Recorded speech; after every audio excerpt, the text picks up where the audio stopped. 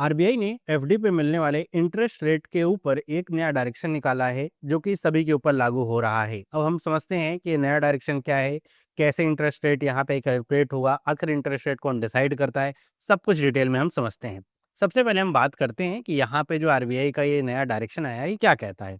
तो इसमें ये बात बताई गई है कि जो ब्रांच वाइड जो रेट यूनिफॉर्मिटी थी वो अब लानी होगी। मतलब ऐसा था कि अभी भी आप अगर मोबाइल पे या इंटरनेट पे आप देखेंगे, चेक करेंगे किसी भी बैंक की एफडी का रेट क्या है, तो आपको एक यूनिफॉर्म ही बताएगा, चाहे आप दिल्ली में चेक करें चाहे चेन्नई में, वो सेम ही रहेगा। लेकिन यहाँ पर जो ऑफलाइन एफडीज हुआ करती हैं, जैसे ब्रांच वाइज है कि रूरल ब्रांच में कई बार जो एफडी का रेट है वो कम मिलता था। वहीं पे अगर बात करें अर्बन सिटीज में या फिर जो ज़्यादा अच्छे कस्टमर्स हैं उनके लिए कई बार जो एफडी का रेट है वो ज़्यादा अच्छा दे दिया जाता था, ताकि कस्टमर्स को अट्रैक्ट किया जा सके अपनी तरफ और बढ़िया ब्रांच चलाई जा सके उसको लेकर के। तो अब ये नहीं हो पाएगा। ये कहा गया है कि अब ये पूरी तरीके से जो डिस्क्रिमिनेशन हो रहा था इसको पूरी तरीके से बंद करना होगा। मतलब इंटरेस्ट रेट जो होगा वो डिफरेंट नहीं हो सकता है, सबके लिए सेम कैटेगरी में सेम ही होना चाहिए। ब्रांच की लोकेशन कहाँ पे स्थित है, रूरल में, अर्बन में, किसी मेट्रो सिटी में, इससे कोई लेना देना नहीं, वो रेट आपको सेम मिलेगा।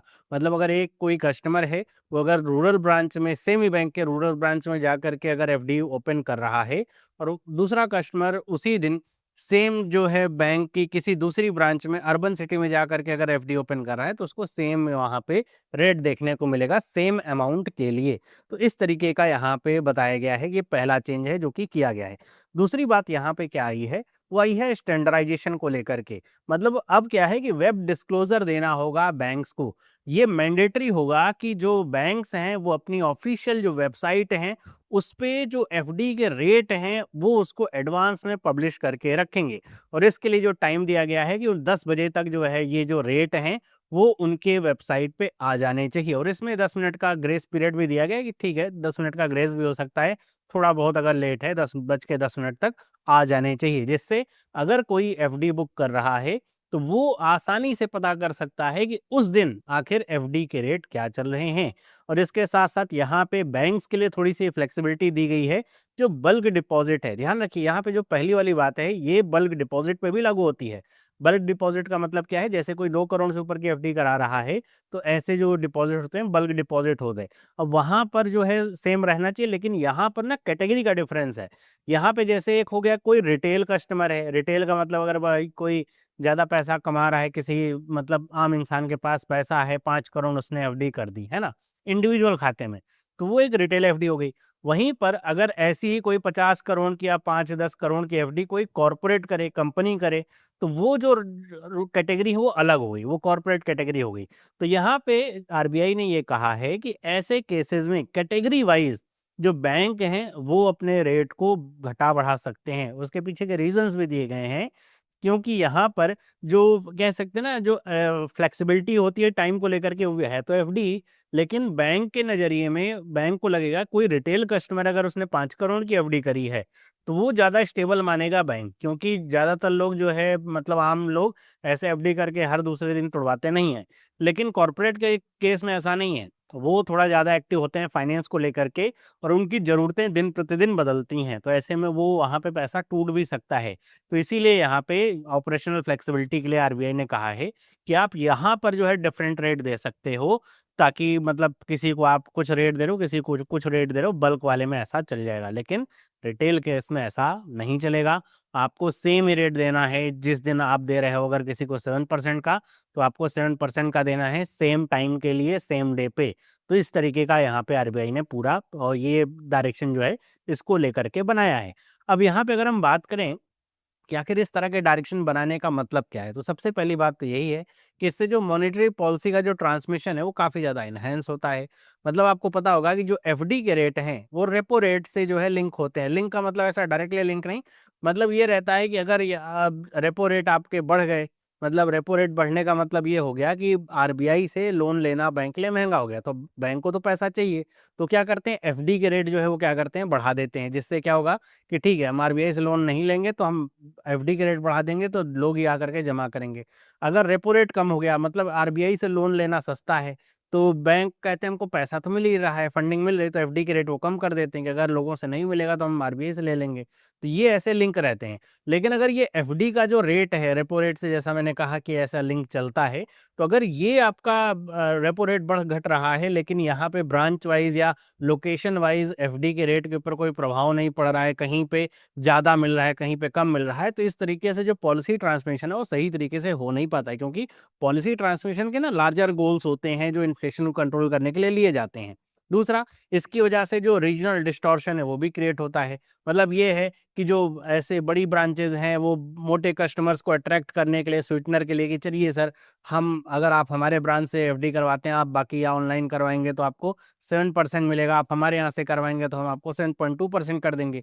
अब आपको ये 0.2% का डिफरेंस दिखेगा, लेकिन अगर ये बड़ा अमाउंट है, जैसे 10 करोड़ का अमाउंट है, तो सोचिए इस पे काफ़ी अच्छा जो अमाउंट है वो इंटरेस्ट के तौर पे मिलेगा। तो ये इस तरह की जो चीज़ें हैं ना वो ख़त्म हो जाएँगी। जो हाई नेटवर्थ के डिपॉजिटर्स हैं उनको ज़्यादा जो इंटरेस्ट मिलेगा, ये वाला चीज़ खत्म है, सबके लिए सेम, मतलब एक लेवल प्लेइंग ग्राउंड बनाया गया, सबके लिए सेम चीज़ें यहाँ पे रहेगा। इसके अलावा डिपॉजिटर एम्पावरमेंट भी है, और जो इन्फॉर्मेशन एसिमेट्री है वो भी आपकी यहाँ पे खत्म होगी। मतलब अब बैंक को हर दिन जो है 10 बजे तक जो एफडी के रेट्स हैं वो अपने वेबसाइट पे डिक्लेयर करने होंगे। तो अगर कोई कस्टमर अगर किसी ब्रांच में जाता है और वो देख रहा है कि अच्छा, बैंक ने 10 बजे तक तो अपने जो रेट हैं वो लिखे हुए हैं 7% पे, लेकिन मुझे तो यहाँ पे जो बैंक है वो कह रहा है कि हम आपको 6.9% ही दे सकते हैं।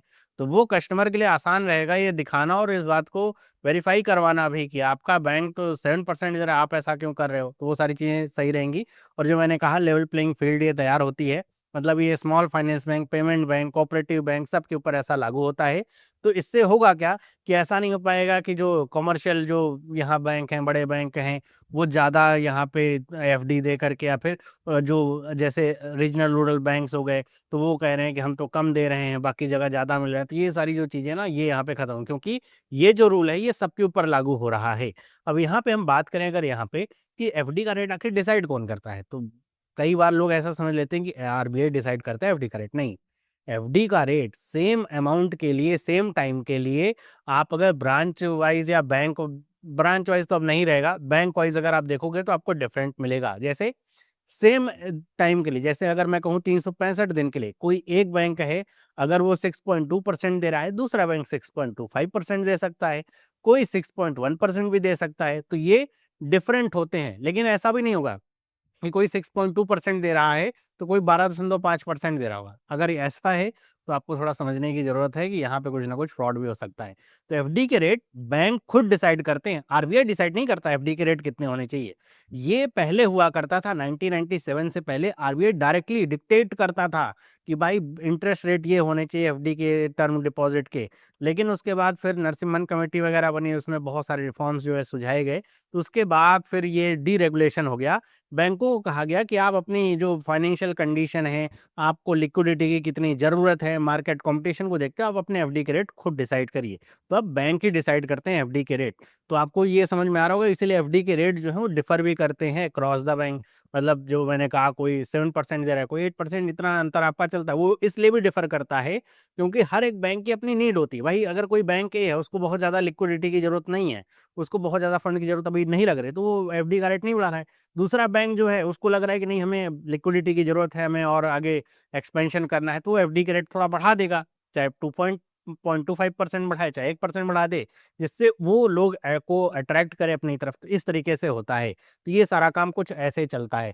आगे अगर हम बात करें यहाँ पे कि आरबीआई का रोल आखिर होता क्या है फिर, तो डायरेक्टली कंट्रोल तो नहीं करता, इनडायरेक्ट कंट्रोल, जो मैंने अभी आपको रेपो रेट वाला पूरा सिनेरियो बताया, ऐसे होता है। दूसरा, फ्रेमवर्क और जो रूल्स होते हैं वो आरबीआई ही बनाएगा। मतलब जैसे आरबीआई कहेगा कि मिनिमम आप 7 डेज़ की एफडी करोगे, ऐसा नहीं है कि आप 1 दिन की एफडी कर दो, नहीं, मिनिमम 7। तो ये सारे रूल्स इस तरह के ये आरबीआई बनाएगी। जैसे अभी ये रूल आया है कि आपको, आप कोई एक बैंक है उसको यूनिफ़ॉर्म रेट देना होगा, चाहे वो रूरल ब्रांच है, चाहे अर्बन ब्रांच है, तो इस तरह के जो डायरेक्शंस हैं आरबीआई ही देगा।